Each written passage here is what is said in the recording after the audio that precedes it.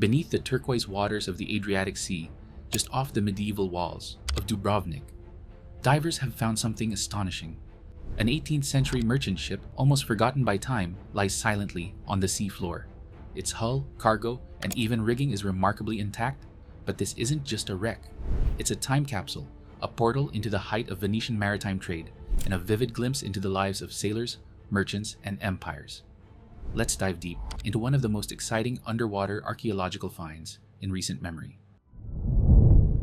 Why this discovery matters. Shipwrecks are more than just old boats left to rust in the ocean's silence. They're time capsules, accidental museums sealed by salt water and sediment, frozen moments in history that, against all odds, have resisted the pull of time. While documents crumble in archives and wooden crates rot in attics, the ocean sometimes does the opposite. It protects, preserving fragile cargo, handwritten letters, ornate ceramics, and forgotten currencies. Stuff that would have vanished in years on land has survived for centuries underwater. And when a shipwreck isn't just any wreck, but one resting near Dubrovnik, one of Europe's most strategically important port cities in the 18th century, now we're talking historical jackpot. This isn't some random merchant vessel with a few barrels of spoiled wine. This is a direct line into the beating heart of early modern trade routes. The Adriatic Sea wasn't just a body of water. It was the bloodstream of the Venetian Republic. Goods, ideas, diseases, and politics all moved through this channel, flowing from east to west, from empire to empire. This particular ship, pulled from the depths like a ghost with secrets, is giving historians rare insight into the real mechanics of 18th century globalization, how spices from the east met silk from Istanbul, how Venetian glass ended up in African markets, and how Dubrovnik, quiet today, was once a buzzing hub of commerce, diplomacy, and intrigue. One wreck, hundreds of stories, all waiting to be uncovered, one artifact at a time. The discovery, divers near Dubrovnik. It started with a glimpse, just a flash of something that didn't belong. Weathered timbers and the telltale curve of ancient pottery, half swallowed by sand and tangled in seagrass. Local divers had seen enough shipwrecks to know when something was off, so they called it in. Enter a team of Croatian underwater archaeologists, armed with cameras, sonar, and a deep respect for the Adriatic's secrets. The location? Just off the southern walls of Dubrovnik. Yes, that Dubrovnik. United Nations Educational, Scientific, and Cultural Organization World Heritage Site. Stone fortresses older than many nations. A city that once rivaled Venice in its maritime power. As the excavation began, the picture became clearer.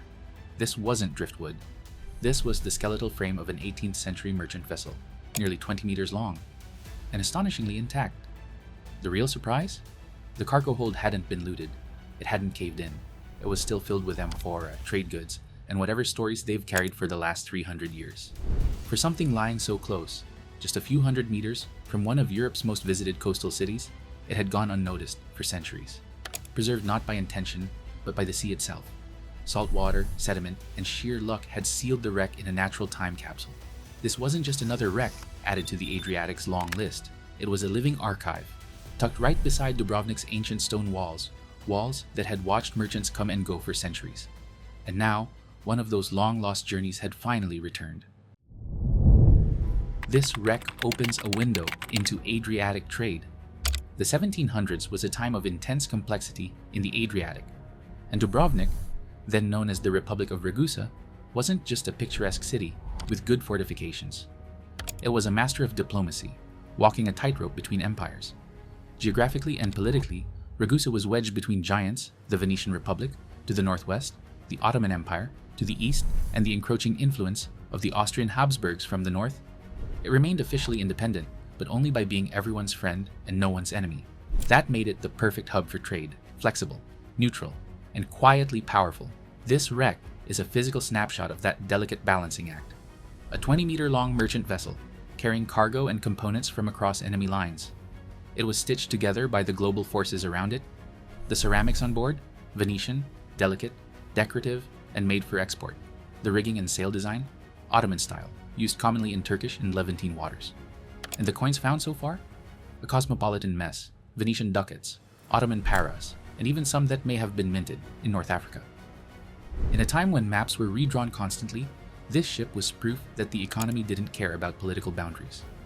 It sailed through tension, across invisible lines, carrying the goods and ambitions of rival empires. This wasn't just commerce. it was a cultural exchange, and somehow all of it ended up preserved beneath the waves, off the quiet coast of Dubrovnik. What the ship was carrying. What was in the hold? A lot more than just broken pottery and soggy rope. Preliminary analysis has revealed a remarkably diverse cargo, one that paints a vivid picture of regional trade in the 18th century. Among the most striking finds are glazed ceramics, finely crafted tableware, amphorae for liquids, and storage vessels. These weren't just utilitarian, they were decorative, likely intended for middle and upper-class Balkan markets.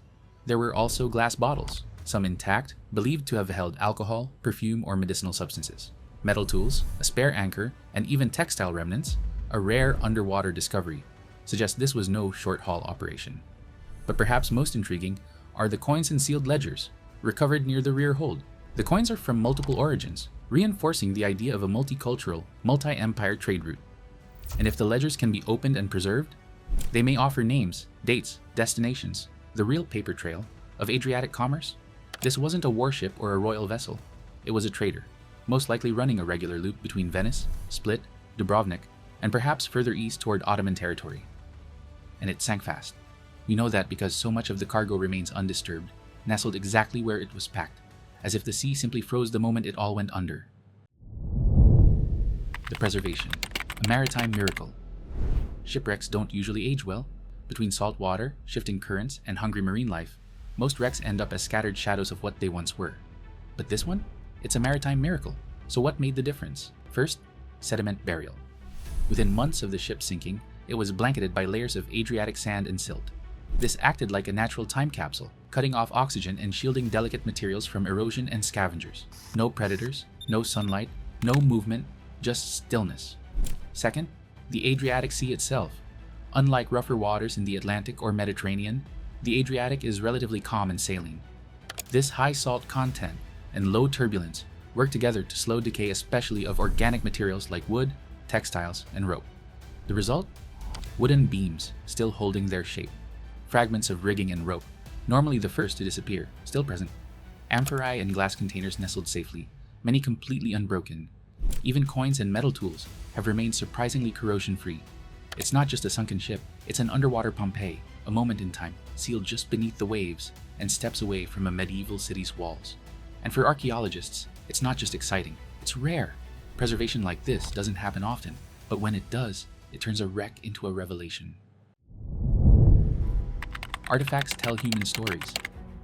When we talk about shipwrecks, it's easy to focus on the big picture stuff, empires, trade routes, naval power. But zoom in, and the real magic begins.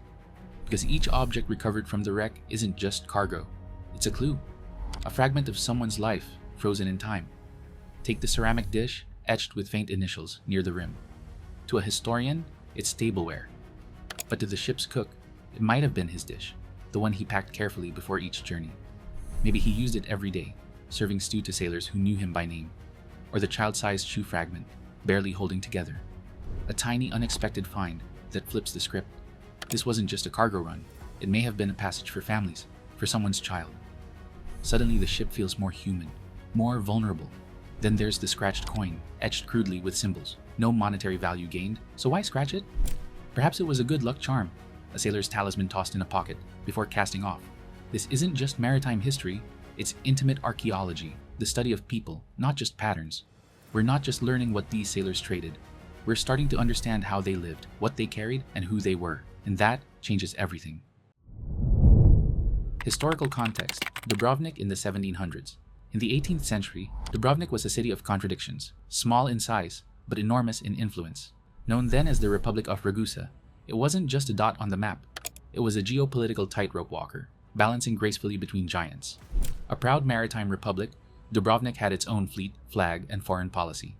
Skilled in languages, contracts, and cross-border trade, they often served as middlemen, trusted by both Christian and Muslim powers. Their ships moved between ports where others feared to sail, carrying goods, letters, and news across politically tense waters. And this newly discovered shipwreck, found just outside Dubrovnik's harbor, fits that legacy perfectly.